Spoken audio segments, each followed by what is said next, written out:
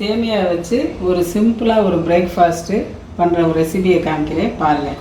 இப்போ அதுக்கு வந்து இந்த சேமியா வந்து 200 கிராம் எடுத்திருக்கேன். அதுக்கப்புறம் ஒரு பெரிய வெங்காயம், ஒரு 5 பச்சை மிளகாய் இந்த மாதிரி 2ஆக நறுக்கிக்கோங்க, கருவேப்பிலை, கொஞ்சம் இஞ்சியை வந்து இப்படி தட்டி வச்சுக்கோங்க, ஏன்னா சேமியா வேக போடுறப்ப இதை போடணும். 1/4 ஸ்பூன் மஞ்சத்தூள், இப்படி தாளிக்கிறதுக்கு கடுகு, இந்த உளுத்தம்பருப்பு. இப்போ வந்து இந்த மாதிரி ஒரு ஃப்ரை பேனில் தண்ணி எடுத்துக்கோங்க. இந்த சேமியாவை வேக போடுறதுக்கு தண்ணி நல்லா சூடானோன்னு போடலாம். இது பாருங்க, இப்போ தண்ணி நல்லா சுட்டுருச்சு.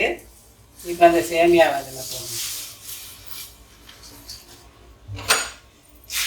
போட்டு இதில் நச்சு வச்சுருக்க இஞ்சியை போடுங்க, அது நல்லா அந்த வாசம் வேகும். அதுவும் இந்த மஞ்சத்தூள் போட்டு வெந்தோடனே நல்லா வடித்து விட்டுருங்க.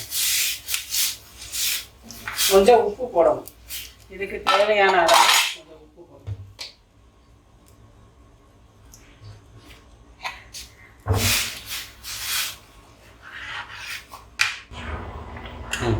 இந்த பாருங்க, இந்த சேமியா வெந்துருச்சு. இப்போ இதை நம்ம வடிச்சிடணும். வடிச்ச உடனே இதில் போட்டுக்க இஞ்சியை வெளியே எடுத்துருங்க. இப்படி வடிச்சிருங்க.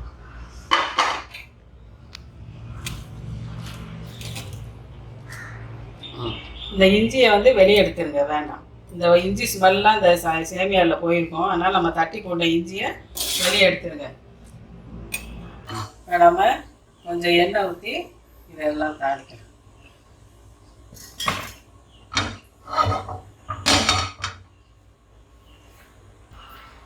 இந்த எண்ணெய் காஞ்சிருச்சு. எடுத்து வச்ச இந்த கடுகு, உளுத்தம்பருப்பு இதை போடணும்.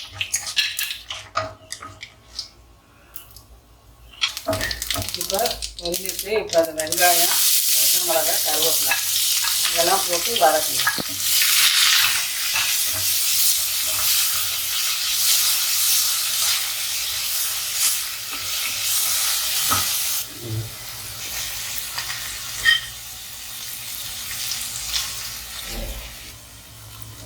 இந்த வெங்காயம் நல்லா வதங்கிடுச்சு.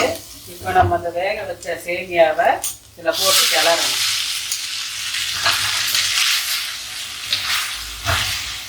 தீயை குறைச்சிக்கங்க.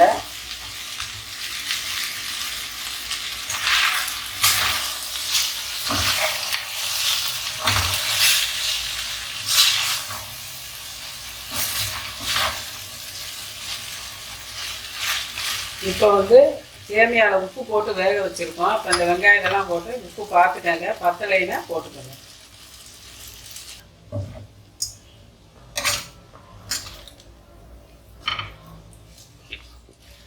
பாருங்க, இந்த மாதிரி நல்லா எல்லா பக்கம் கிளறி விடுங்க. நல்லா ஈர சத்தெல்லாம் போயிடும்.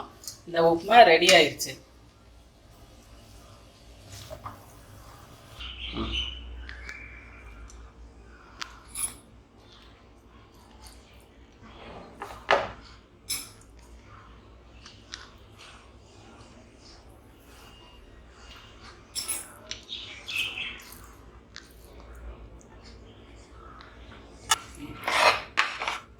பாருங்க, ஈஸியான பிரேக்ஃபாஸ்ட்டு, சிம்பிளானது. நீங்களும் செஞ்சு பாருங்கள். இந்த வீடியோ உங்களுக்கு பிடிச்சிருந்தா லைக் பண்ணுங்கள், ஷேர் பண்ணுங்கள், சப்ஸ்கிரைப் பண்ணுங்கள். நன்றி, வணக்கம்.